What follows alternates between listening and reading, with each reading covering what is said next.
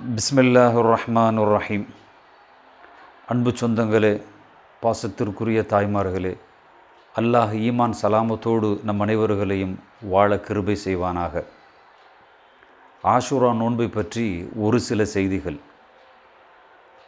4 வகைகளாக இந்த நோன்பை வைத்து கொள்ளலாம். மார்க்கம் அனுமதி தந்திருக்கிறது. அதில் 1 to 10 வரை, முஹர்ரம் பிறை 1 to 10 வரை முதல் வகை. இரண்டாவதாக 9, 10, 11.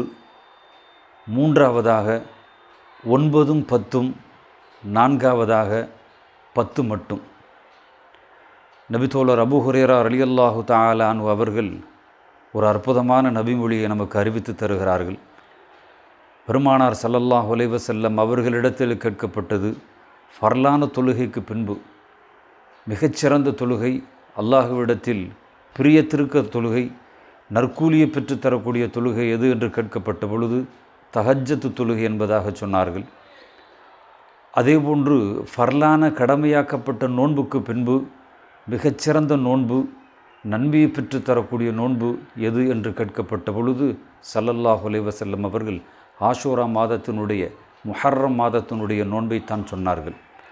அம்மையார் அன்னை ஆயிஷா சித்திகா ரலியல்லாஹு தஆலா அன்ஹு அவர்கள் அறிவிக்கிறார்கள், ஸல்லல்லாஹு அலைஹி வஸல்லம் அவர்களுடைய காலத்திற்கு முன்பும் குறைஷிகள் இந்த 10வது நாள் நோன்பு வைத்தார்கள். முஹர்ரம் 10 அன்று மக்காவிலே நபிகளாரும் நோன்பு வைத்தார்கள், மதினாவிலும் நோன்பு வைத்தார்கள்.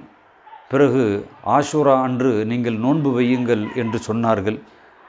அடுத்த வருடம் நான் உயிரோடு இருந்தால் 9ஐயும் சேர்த்து வைப்பேன், யூதர்களுக்கு மாற்றம் செய்ய வேண்டும் என்றும் பெருமானார் ஸல்லல்லாஹு அலைஹி வஸல்லம் அவர்கள் இந்த ஆஷூரா நோன்பை பற்றி வெகு சிறப்பான முறையில் நமக்கு சொல்லி தந்திருக்கிறார்கள். அது மட்டுமல்ல, ஆதம் அலைஹி வஸலாத்து வஸலாம் அவர்கள் முதல் பெருமானார் ஸல்லல்லாஹு அலைஹி வஸல்லம் அவர்கள் வரை ஆச்சரியமான செய்திகளும், அற்புதமான செய்திகளும், அதிசயமான செய்திகளும் அடங்கி இருக்கக்கூடிய ஒரு நாள் இந்த முஹர்ரம் 10 ஆஷுராவுடைய நாள்.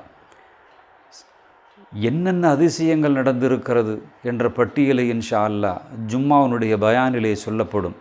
நான் உங்களுக்கு சொல்ல வேண்டிய செய்தி என்னவென்றால், ஜாபிர் ரலியல்லாஹு தஆலா அன்ஹு அவர்களும் அறிவிக்கிறார்கள், அந்த ஆஷுரா முஹர்ரத்தினுடைய 10வது நாளன்று நீங்கள் உங்களுடைய குடும்பத்தார்களோடு தாராள தன்மையோடு நடந்து கொள்ளுங்கள், அதிகமாக உங்களுடைய குடும்பத்திற்காக செலவு செய்யுங்கள். அல்லாஹ் அந்த ஆண்டு முழுவதும் உங்களோடு தாராள தன்மையோடு நடந்து கொள்வான் என்று பெருமானார் ஸல்லல்லாஹு அலைஹி வஸல்லம் அவர்கள் சொன்னதாக ஜாபிர் ரலியல்லாஹு தஆலா அன்ஹு அவர்கள் அறிவிக்கிறார்கள். ஹைர், அல்ஹம்துலில்லாஹ். எனவே இந்த நோன்பு ரொம்ப முக்கியமான நோன்பு. இந்த நோன்பு என்பது சுன்னத்தான நோன்பு. 9, 10 இந்த 2 தினங்களில் நோன்பு வைப்பது அல்லாஹ்விடத்திலே முன் செய்த பாவங்கள் எல்லாம் மன்னிக்கப்படுவதற்கு காரணமாக அமைந்து விடுகிறது. ஆண்கள், பெண்கள், சிறியவர்கள் அத்துணை பேர்களும் இந்த நோன்பை நோக்க வேண்டும். அது சுன்னத்தாக்கப்பட்டு இருக்கிறது, வலியுறுத்தப்பட்ட சுன்னத்தாக இருக்கிறது, நிறைய நன்மைகளை பெற்றுத்தரக்கூடிய நோன்பாக இருக்கிறது ஆஷூரா நோன்பு. அதே போன்று இந்த நோன்பை நாம் அனைவர்களும் நோக்க வேண்டும். அல்லாஹ் இந்த நோன்புக்கென்று தனியே ஒரு சிறப்பை வைத்திருக்கிறான். எனவே எல்லோரும் இந்த நோன்பை நோக்க வேண்டும் என்று இந்த காணொளி வாலியாக உங்களை நான் கேட்டுக்கொள்கிறேன்.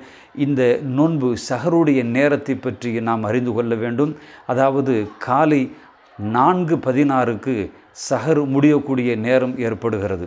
6:45க்கு இஃப்தாருடைய நேரம். நமது ஊரை பொறுத்தவரையில் 4:16 சஹருடைய நேரம்.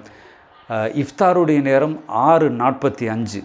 6:50ற்கு பாங்கு சொல்லப்படும் என்ற அந்த செய்தியும் உங்களுக்கு தெரிவித்துக் கொள்கிறேன். அல்லாஹ் ஜல்ல சுப்ஹானஹு தஆலா இந்த அற்புதமான முஹர்ரம் மாதத்தினுடைய 9, 10 நோன்பு இருக்கக்கூடிய பாக்கியத்தை நம் அனைவர்களுக்கும் தந்தருள் புரிவானாக. அந்த நோன்பை அல்லாஹ் கபூல் செய்வானாக.